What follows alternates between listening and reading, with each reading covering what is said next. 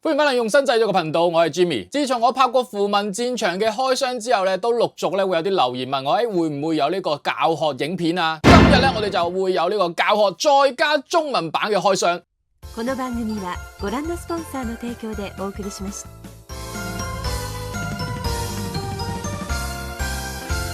我哋今日會同大家離開符文戰場繁中版第一彈起源嘅三盒，以及佢哋嘅三盒基爹。我哋開盒理星先啦，入邊咧就有一本說明書嘅。咁符文戰場咧，我之前影片都有提過啦，佢係我玩過入邊最複雜嘅一個 TCG 嚟嘅。咁所以我覺得新手入坑咧，除咗睇我呢條影片以外咧，都要買翻副基爹，攞翻個說明書溫習下係好啲嘅。好啦，咁首先本體入邊咧就有粒色啦，佢就係0去到11嘅啫。咁我哋粗略俾大家睇下入邊有啲咩卡先啦。咁點解我哋之前咧教學一直冇做咧？就因為其實我想等埋中文版。咁因為中文版咧同英文版咧嗰個字面嘅意思有陣時會有啲出入。咁為咗可以清晰啲可以講解到嘅話咧，有中文喺手咧係比較方便啲。呢副爹入邊應該係最實用嘅魔法卡。咁因為呢張卡喺英文版嘅第4彈嚟講咧，都仲係非常之常見嘅。佢應該都屬於係綠色入邊咧最強嘅法術卡之一㗎啦。咁然後呢個挑戰啦，又係橙色經常會落㗎啦。大庫亦都係橙色必落嘅。咁所以咧，基爹入邊咧都非常之多實用卡啊！咁然後有啲 token 啦、衍生物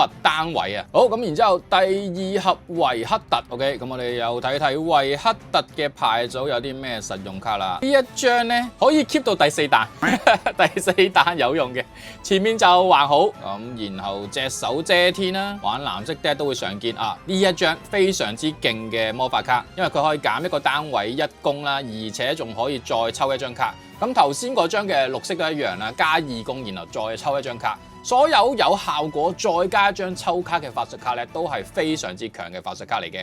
咁但係咧呢一副咧得2張啊，雷文布魯學徒呢個藍色爹又係必落3張嘅，超強嘅效果。佢唔單止係前期可以打出嚟，後期因為你用得更加多法術卡啦，令到佢加攻。所以佢後期都可以打交嘅。咁然之後剷除弱者又係黃色經常會落到嘅，攞嚟打人哋嘅大怪啦。如果你係好似維克特咁樣咧，佢可以用1蚊咧生一個侍從出嚟嘅。咁1蚊侍從咧就一個好渣嘅單位，但係可以配合到呢一張剷除弱者，自己殺一個單位，然後對手再揀殺自己嘅一個單位。咒劍亦都係啦，攞嚟打一啲你應付唔到嘅單位嘅法術卡啊。咁但係有個 debuff 啦，如果係你殺對手嘅話咧，咁對手就有2張卡可以抽嘅。咁有另外一個用法咧，就係你攞嚟殺翻自己嗰啲好廢嘅單位，令到自己抽2張卡都係可以嘅。咁然之後最後一盒吉恩柯斯虛空探索者，打戰場上一個單位4點傷害，又可以抽1張卡啦。戰畫圖，因為繁中版出嗰陣咧，應該個 band 係跟最新個 list 嘅，咁所以戰畫圖咧應該就係屬於 band 卡嚟嘅。咁但係疾風咧係有一啲嘅紫色爹咧都有好多人用嘅，可以令到一個3攻以下嘅單位返回佢嘅手牌，無論攞嚟救自己嘅怪又好啊，或者控制人哋嘅速攻都好咧，都係有用嘅。咁然後旅行商人都係幾乎紫色卡會落噶啦，當我移動時棄1抽1攞嚟累牌用嘅。咁吉恩柯斯呢一盒咧，佢就冇個衍生物單位嘅。咁比起其他個2副咧，算係少啲嘅實用卡嘅。咁基爹咧，除咗呢3副以外咧，其實仲有一盒正方形嘅。如果大家玩逆大師嘅話咧，就要買埋嗰一盒嘅。咁如果學玩嚟講比較強啲嘅，我認為咧就係維克特啦。咁可以選擇呢一副上手先。好啦，然之後嚟到我哋嘅戲肉啦。咁因為繁中版咧，你見到佢個盒咧，其實同美版咧都係完全唔同嘅設計。咁而發行商都唔同嘅關係咧，咁所以佢哋嘅紙質都係唔同嘅。咁繁中版咧一盒就係12包卡，每包卡咧就有14張卡嘅。咁外國嘅大賽咧，其實就可以中英混合嘅，咁但係繁中嘅比賽可唔可以咧？我建議都係睇翻官方宣佈會比較準確啲啊。好，第一張嘅實用卡乘風啊，紫色必落嘅卡片，直至到第4彈都係使用率極之高嘅。咁但係有啲卡咧，你見到雖然咧佢係有白卡版本，但係咧佢會間中咧有個閃卡嘅版本，好似呢一張咁樣啊。咁呢一張應該第一彈咧都幾有用啊。後面彈數係比較少見人用，呢一張黃色好勁。呢一張適應器咧都係攞嚟 counter 人哋 dead 用嘅，因為呢個遊戲咧佢需要打一個叫 sideboard 嘅嘢，除咗自己嘅牌組以外咧，會額外有10張卡俾你去替換嘅。咁去因應對付啲唔同嘅牌組，就要落啲唔同嘅卡牌啦。咁有啲嘅牌組係會落一啲嘅裝備卡，咁就需要用到呢啲可以清裝備嘅怪。或者一啲法術卡去幫手。第一張嘅五角形卡片係一張提摩嘅專屬法術啊！如果大家中意提摩嘅話，頭兩彈好玩啊，之後應該冇乜機會噶啦。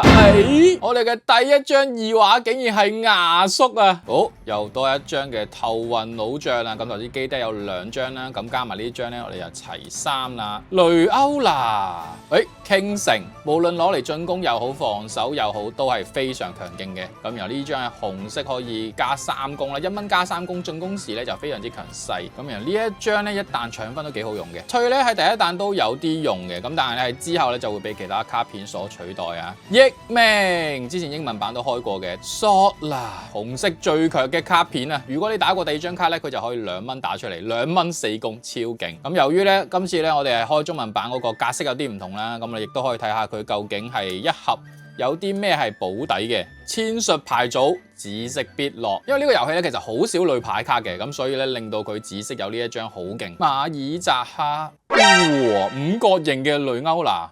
海沙一張啊，咁海沙咧係第一彈非常之強嘅，咁如果想玩強 deck 嘅話咧，我都會建議玩海沙嘅，可以 counter 人哋不超過4蚊一個 power 嘅法術卡，咁綠色咧都係必落噶啦。第二張閃版啊 ，nice，呢一張咧亦都係綠色入邊非常之強嘅卡。1蚊就可以加2攻擊力噶啦，咁但係必須要佢係單丁嘅五角形嘅法術卡，打撈摧毀裝備嘅卡片咧係攞嚟 counter 用嘅，咁所以都必須要留低啊。第一盒最後一包啦，咁睇佢嘅 pattern 咧，應該就係似其他 TCG 咁樣啦，應該係每一盒就保底一張嘅異畫，冇錯啦。好啦，咁我哋第一盒嘅異畫咧就係牙叔啊。OK， 第二盒力量之人五角形卡片，咁第一彈由於卡片唔算多啦，咁所以呢啲可以刪資源嘅裝備咧就會變得係經常會用到啊。咁因為咧我哋有啲卡咧係需要支付佢哋上面呢個，咁英文叫 power 啦，咁我就可以減少一個費用使出。哇，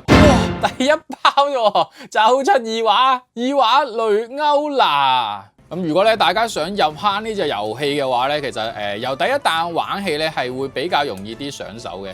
咁因為你需要記嘅卡咧比較少啲啦。咁如果好似我咁咧一入坑，咁其實咧一次過記嘅卡多之餘啊，咁尤其頭先我提到佢嘅規則係非常之複雜啦。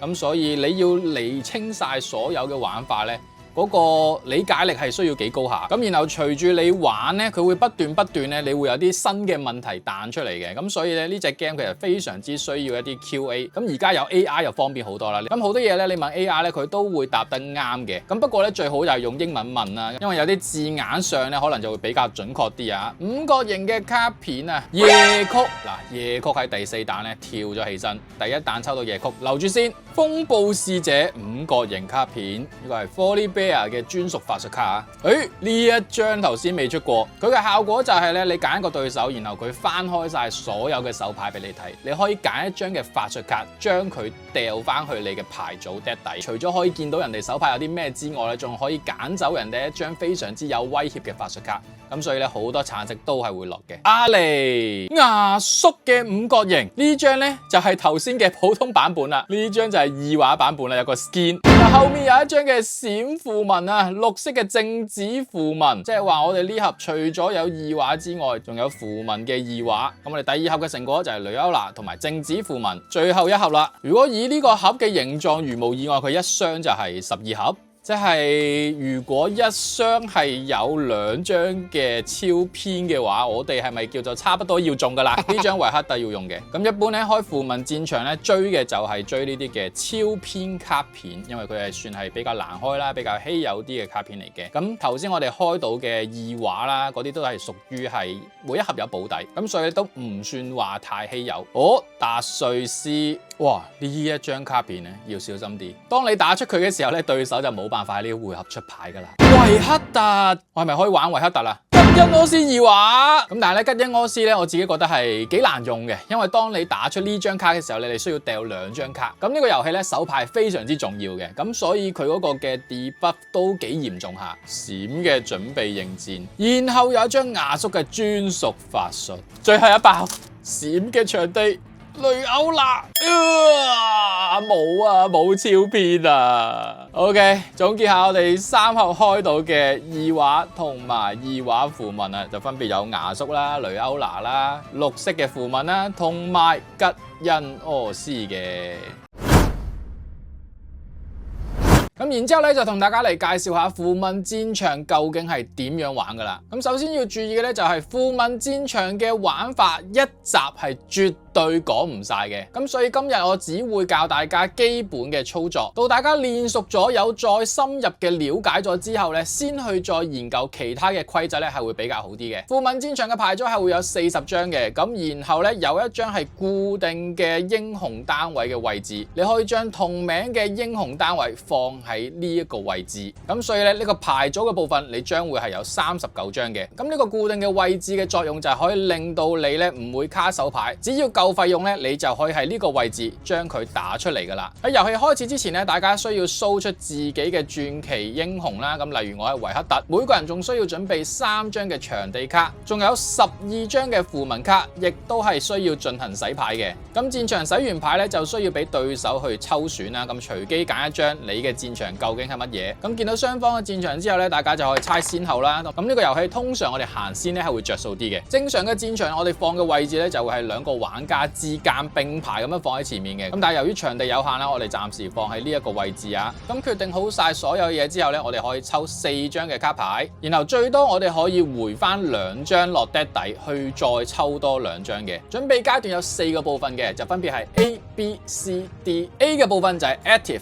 例如果你場上有一張怪係還咗嘅，咁喺 active 階段就可以將佢活化留翻值。咁然後 B begin， 假設如果你場上有怪嘅話咧，佢就喺呢個 begin 嘅階段入邊成功據守，然後獲得1分。咁由於我哋啱啱開 turn 啦，咁所以頭先 A 同 B 我哋係做唔到嘅。咁但係 C 咧就係 channel 就係刪你嘅符文啦。咁先攻嘅玩家第一個回合係會刪2張嘅符文，後攻嘅玩家第一個回合係會刪3個嘅符文。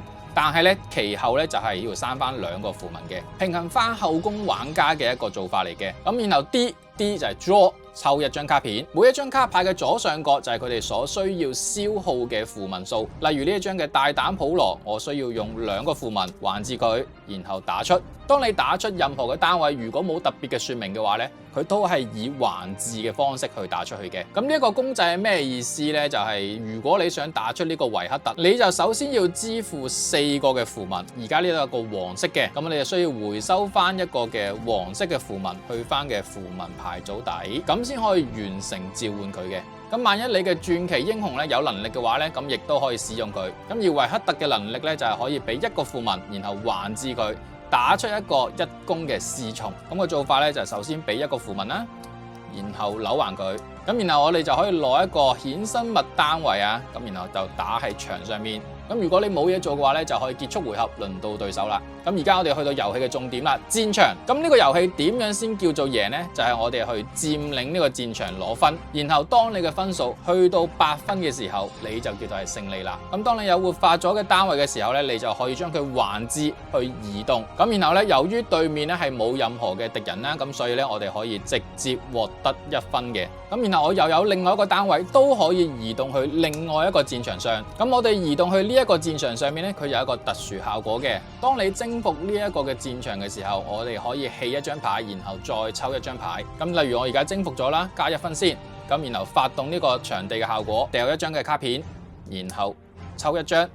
因為呢個遊戲咧，如果你係有控制緊某一個戰場，你嘅單位係可以直接打喺你所控制緊嘅戰場上面嘅。咁頭先我哋示範咗征服得分啦，咁我哋要示範埋咩叫據守得分。當敵人嘅回合結束嘅時候，輪到翻你啦。咁我哋又重複翻 A、B、C、D 啦，活化翻所有嘅卡牌。然後 B 階段，如果你場上有怪嘅話咧，你就可以據守得分。咁而家2個場上我都有怪，咁所以咧我就可以得到2分。咁當我哋去到7分嗰陣咧，我哋嘅玩法就有少少唔同啦。我哋想攞到8分咧，係有2個條件嘅。第一個條件，如果你係據守得分嘅話，就可以直接上8分。如果你係征服嘅話，必須要征服晒所有嘅場地先可以獲得第8分。咁我哋而家示範下啦。首先我哋而家係7分嘅狀態，將1張怪移動去一個空嘅場地上。咁呢個時候咧，我哋係唔會攞到第8分嘅，反而咧我哋係可以獲得一個抽卡嘅機會。然之後我用第2個單位咧去征服埋另外一個場地，咁樣我哋就可以獲得第8分，因為我已經係征服晒所有嘅場地。咁再深入多少少啦，如果我哋呢一個單位征服咗呢個場地，咁我哋頭先抽咗一張卡啦，然之後我可能有另外一張法術卡，令到佢可以喺戰場上面移動，征服埋另外一個場地嘅話呢，佢都係可以獲得第8分嘅，佢唔需要同時有2隻怪喺上面。咁戰鬥嘅部分我哋又講解下啦。好啦，咁假設而家呢，我哋對手有一張嘅普羅啦，佢係有一個叫做法盾嘅效果，咁佢用呢一張卡進攻呢一個嘅戰場。呢個遊戲嘅次序就係進攻方首先會有一個嘅優先權。咩係優先權呢？就係你可以率先使用一啲叫做行動嘅法術卡片。咁由於對手而家2攻擊力打我哋1攻擊力，佢唔需要用任何嘢都夠我哋打嘅，所以佢就唔會選擇用任何嘅法術卡，然後佢就將呢個優先權 pass 俾我哋，咁然後輪到防守方擁有優先權啦。咁呢個時候呢，我哋唔夠佢打啦，我哋可能就會出一啲卡牌去應付啦。咁呢個時候呢，我哋就使用一張彗星墜擊，對一個戰場上嘅單位造成6點傷害。咁我哋扭橫5個嘅符文啦，打出呢一張卡牌。咁但係由於呢個單位係有一個叫做法盾嘅效果，如果要用效果或者法術去指定佢嘅話呢，我哋就必須要支付呢一個公仔。呢個公仔係咩意思呢？就係我哋必須要回一個嘅符文去翻牌組底，咁我哋先可以指定佢嘅。咁如果對手冇其他嘅卡片可以用嘅話呢，咁我哋就會結算啦。咁結算咗之後，扣佢6點傷害，咁佢呢一張呢就死咗啦，就會去呢個棄牌區。咁呢個就係行動法術卡嘅一個流程啦。咁但係仲有一啲係冇寫住行動嘅法術卡，咁嗰啲法術卡幾時可以用呢？咁就係你冇戰鬥嗰陣呢先可以用嘅。然後仲有一種法術卡就叫做反應嘅，咁反應呢就可以喺任何嘅時候打出嚟嘅。咁例如而家冇戰鬥你可以打啦，頭先戰鬥緊嘅時候你都可以打嘅。咁我哋可以示範一個簡單啲嘅反應法術啦。好啦，咁假設而家我哋場上有一個4攻擊力嘅維克特啦，咁然後對手繼續用呢一張2攻擊力嘅普羅去進攻我哋，咁對手而家使用咗一個衛星墜擊打我哋場上嘅一張單位6點傷害。咁如果我哋結算咗嘅話呢，咁呢一個嘅維克特呢就會死亡啦。咁呢個遊戲嘅結算呢係越後面打嘅卡越先結算嘅。咁當我哋打出反應嘅法術卡呢，仲有一個規則嘅，就係如果我哋未結算之前呢，對手都只可以打出反應嘅法術卡，佢唔可以喺我哋嘅反應法術卡之後再打行動嘅法術卡嘅。咁假設我哋呢個情景呢，對手冇任何嘅反應卡可以用啦，咁我哋呢就會進行結算啦。咁我哋由最後面嘅法術卡結算，首先我哋會撤退先嘅，維克特就會返回擁有者嘅手牌，咁然後再去結算頭先對手使用嘅行動法術卡，咁佢就打場上嘅一張怪6點傷害。咁由於咧我已經係返回咗手牌啦，佢冇嘢打，咁所以呢一張咧佢就白白咁使用咗啦。好啦，咁大致上嘅遊戲玩法流程咧都講解晒啦。咁然之後仲有啲再深入啲嘅咧，就會喺戰場上面嗰度發生嘅。咁但係咧真係一集講唔晒。咁之後大家有問題咧，歡迎喺下面留言，我再解答翻大家。好啦，咁以上咧就係今日嘅符文戰場嘅開箱同埋新手教學啦。咁我覺得如果大家真係有心玩呢個遊戲嘅話咧，係真係需要啲時間去了解佢嘅規則。並且真係你會越打發現越多嘅問題嘅，因為佢遊戲嘅設計上面咧，其實當初嘅文字說明上面冇設計得咁好，咁所以官方咧係不斷喺新嘅彈數，佢都喺度修正緊文字嘅說明嘅，咁所以好多規則上面嘅問題咧，大家必須要不斷透過經驗啊，去練習啊，去發現啊，咁當你熟悉咗7、8成嘅規則之後咧，你就會發覺呢個遊戲咧真係打一個技術，佢係盡量將運氣成分壓到最低嘅一款遊戲。你見到佢係冇血區噶啦，仲會有一個固定嘅英雄格仔啦，而且佢嘅玩法非常之多變，亦都好多唔同嘅英雄，咁所以咧可以做出好多嘅唔同 deck， 即係唔會玩咩3、4副 deck 玩晒啊，嚟嚟去去都係嗰3、4副。咁呢個遊戲咧，佢有一個非常之大嘅優點，就係佢非常之注重玩家嘅遊戲體驗啦。咁所以咧，佢哋有好多嘅大賽咧，除咗有 hardcore 嘅 player 之外咧，仲可以玩 side event 嘅。咁大家有興趣其實都可以上 YouTube 睇下人哋拍片啦。咁人哋可能去咗啲外國去打卡嘅一啲 vlog，你見到個氣氛係非常之好嘅。又有嘢買，又有嘢玩，咁所以咧我自己都報咗9月份嘅新加坡嘅大賽，咁啊希望可以打到好成績，拍翻條科俾大家睇。咁啊順帶一提啦，咁頭先提到有好多嘅唔同嘅英雄噶嘛，咁呢個遊戲嘅大賽咧係一個叫做英雄嘅第一名。假設呢個賽場得你一個維克特，你就可以獲得一個最強維克特嘅金屬卡。咁所以咧，有啲人係專門去打啲冷門嘅英雄，或者打啲自己中意嘅英雄。非主流都有非主流嘅玩法，咁所以佢個比賽玩法咧係好有趣嘅。香港同澳門都有大賽可以報，但係咧唔知幾時報啊。咁詳情大家自己可以上翻繁中版嘅富民戰場嘅 Facebook 去睇一睇啦。好啦，咁以上咧就今日嘅富民戰場繁中版開箱以及新手教學影片啦。大家如果想繼續睇呢個系列咧，記得撳翻個 like 同埋訂閱個頻道，follow 個 IG。我哋下條影片再見，10倍。